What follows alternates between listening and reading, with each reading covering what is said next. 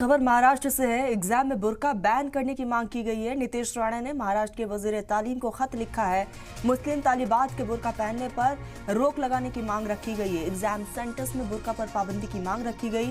Board exam में Burke पर लगाई जाए रोक। राणे ने कहा है 10वीं और 12वीं का होने वाला एग्जाम 10वीं का 11 फरवरी और यहाँ पर 12वीं का जो है 11 फरवरी से एग्जाम है और 10वीं का 21 फरवरी से एग्जाम है।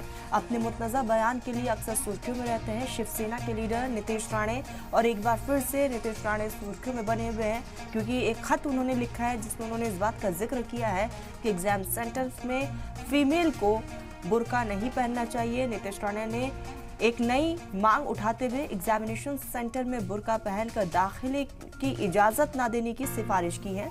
उन्होंने इस ताल्लुकात से महाराष्ट्र के वजीर तालीम को यह खत लिखा है जिसमें बुर्का पहनकर एग्जाम देने पर रोक लगाने की मांग की है।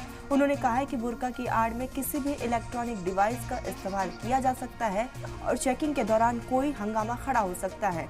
इस वजह से बुर्का पहन एग्जाम देने पर पाबंदी लगाई जानी चाहिए। वाजिब हो कि Maharashtra state board of secondary higher secondary education के 10वीं और 12वीं के एग्जाम है कुछ ही दिनों में। आपको बता दें कि 12वीं का एग्जाम 11 फरवरी से है और 10वीं का एग्जाम 21 फरवरी से है।